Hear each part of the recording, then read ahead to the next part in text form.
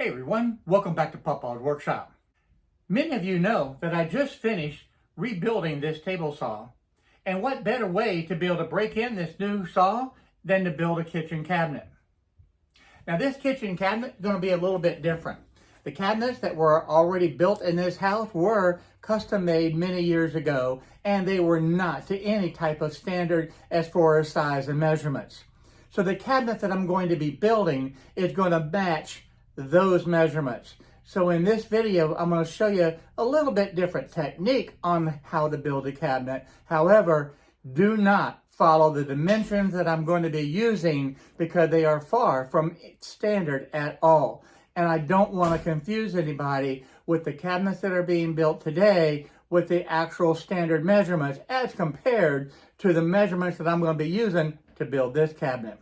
I do think you're going to find it very interesting to be able to see the construction techniques that I use to build the cabinet, because it's a little bit different than what I have done in the past. And I can't wait to try out the new saw and put it to work. I'm excited about that. And I'm excited to have this new saw back working. And I say new saw because it's still a 60-plus-year-old saw, but it's like new with all the different things that I've done to it. So let's get started building that cabinet.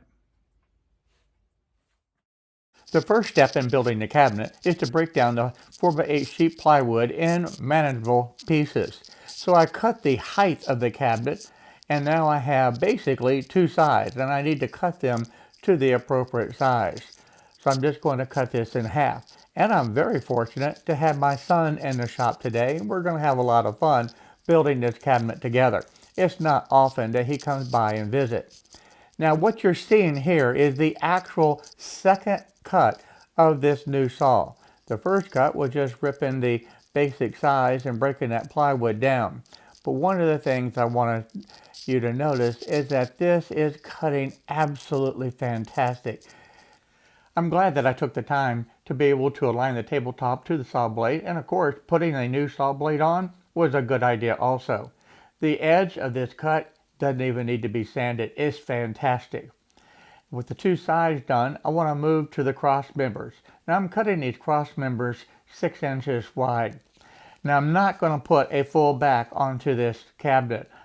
2 of these stringers will be on the back, and the other 2 will be on the front portion of the cabinet itself. I'm also going to cut one of the stringers to be able to go on the toe kick. Now this toe kick is actually very small. In fact, it's the smallest I think I've ever seen on a cabinet. So yes, we're going to follow that design and make a very small toe kick as well. I'm going to use a jigsaw to cut out the toe kick. And like I said, this is very, very small. This toe kick is only about 2 1/8 inches by 3 inches tall. And why they made it 2 1/8, I'll never know. But at any rate, we're going to follow this particular design to be able to keep it consistent. Now here again, do not follow these dimensions because these dimensions are not what is currently being used to build your normal cabinets. Quite frankly, if I had the opportunity, I would tear out all of the cabinets that were in this kitchen and build brand new, but that's not a possibility and doesn't fit within the budget. So at this point, the only thing we're doing is adding this one cabinet in. The other thing that's interesting is the cabinet heights vary about 1.5 inches, which is also unusual. And this is different from the way I built cabinets before. I feel like every time we build something, it's a different way. I'm adding the toe kick piece in, and this is 3 inches tall. And of course, I glued each side. There we go. Now then, that gives you the toe kick. And then this piece will drop in, and we'll be able to square it up just like that. See, that's nice and level. Perfect. Look, we're using glue, everybody. My son reminded everybody that we are using glue because in one of the cabinets that we had built that was designed to be a very, very simple, easy to build cabinet, we did not use the glue. And there were many, many comments as to why we did not use glue. Well, it was specifically designed that way to be able to keep the cabinet designed extremely easy. And my son just reminded everybody that yes, we are using glue. So yes, in this cabinet we're using the nails and glue to be able to hold everything together. Now I want the toe kick on, and I want this first stringer on, and that seals this front edge. Ready? Yeah.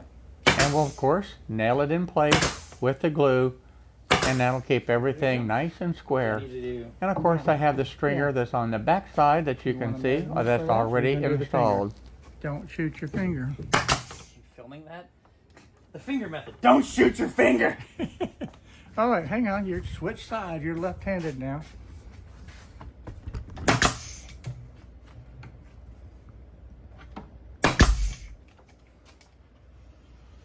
Only 4 of them missed.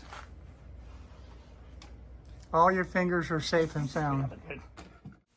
We did have a lot of fun making the basic box of this cabinet. We're moving on to the face frame now. And on this face frame, I'm using these little spacers to make sure that I'm getting it exactly the same measurement. And this, quite frankly, using spacers like this is better than a tape measure. And this will ensure that these pieces are exactly parallel to each other. I'm using the pocket hole jig to be able to drill all the holes in so that we can assemble the face frame very easily. Now what we did is actually set up a little assembly line. I would drill the holes just as quickly as I could and flip the pieces over and continue drilling, and then my son was over laying everything out and getting it ready to be able to do the final assembly. And of course, right in the middle of all this, the battery died. We had to swap out the battery for the drill and then just keep right on going. I was real happy that my son came by and helped with the building of this cabinet. It's great to be able to have him in the shop anytime that he has some free time, because one, it's a great opportunity for us to be able to spend time together, and two, it really does make building this cabinet go a lot faster. There you go. You want to build a cabinet? It's just an evening project. Drop in the spacers. I think that's most of my glue. Pull it tight against the spacer and screw it in.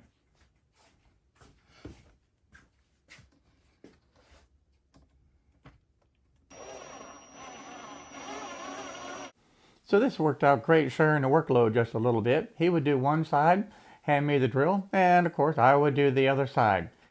And that way we could easily just move down to the next piece and repeat the process. So this went very quickly. Now the bottom piece is much thinner, and we didn't have the ability to put a pocket screw in it, so that one is just simply glued into place and then tacked with the nail. The next step is real important. I want to test fit the face frame to make sure that it fits. That's the first step. The next thing I want to be able to do is, because these are all drawers, I want to make sure that those rails have support behind them. So I'm going to actually clamp on this face frame, and then from there I'm going to be able to mark exactly where the face frame is located onto the base cabinet. That way really no tape measure is needed and there's no chance of error. So with the face frame attached, I'm going to grab the square and be able to mark the lines. Now this speed square is perfect for this, because I can just put it onto the face frame, make my marks on each side of the rail, and do this on both sides. And that way I know exactly where that support piece will go behind this face frame. And of course I'm going to do the same thing on each side. So that way no tape measure is required, and this is a foolproof way to be able to get the exact measurements that I need. So with all the measurements completed, I'm going to remove the face frame, and I'm going to add the pieces of the plywood, and they're 3 inches wide, to be able to support these rails. Because with the drawers opening and closing, I don't want the rails damaged on this face frame. Of course, I'm going to use the glue to be able to secure this in place along with the nails. The pipe clamp is a very useful tool. It's like having an extra set of hands. This allows me to put just a slight bit of pressure onto the cabinet itself, and that will hold these 2 pieces of wood in place while I nail them. And that way I don't have to run the risk of trying to hold them and nail them at the same time. The pipe clamp does the job of holding it in place. And that way I can align it exactly where I want it between my 2 pencil marks. And again, no tape measure required, and I have the perfect spacing. With everything checked and double checked, and the clamp holding the board in place, I can use the nail gun and go ahead and shoot the nails in to be able to permanently have it attached. Then I'll simply repeat the process with the other one, put the glue on each end, drop it in place, use the clamp to be able to hold it tight, and be able to nail this one in place also. The next step is to cut these spacers. These spacers actually will hold the drawer slides on, but I need to be able to have these spacers in place to be able to be flush with the face frame so that the drawer slides then can be mounted onto these. So I'm going to cut 6 of these, and then we're going to install them inside of the cabinet.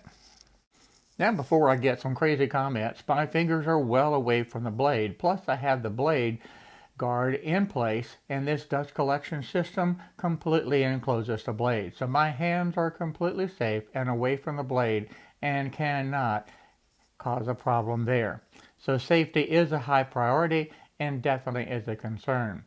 And with this type of a dust collection and guard system over the blade itself, it's very safe to be able to cut the wood in the manner that I'm doing it. The drawer slides themselves will be running right in the center of the drawer. So I need these spacers to be in the center of this space.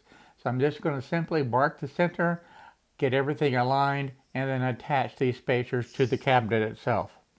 Now that all the measurements are done, I'm going to take the glue and glue these pieces in and of course nail them also.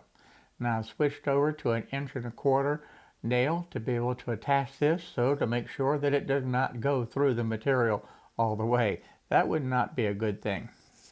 The time has finally come to be able to attach the face frame. And of course, to be able to attach the face frame, I'm going to be using the glue as well as the nails to be able to put this on. So plenty of glue here on all of the edges. And then I simply align the face frame to the cabinet itself and nail it in place. The nail acts as a clamp, the glue is going to dry, and everything is going to be very strong and very secure. And this is also one more way to be able to ensure that this cabinet is perfectly square.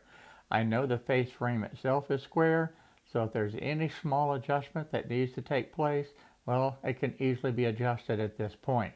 But quite frankly, with the different spacers that are in place, this cabinet is extremely square without having to really worry about anything else. I just need to make sure that the face frame is aligned properly, and with all the glue in place, of course, nail it into position. Now the way this cabinet is built is using these cross members to be able to provide all of the strength to it.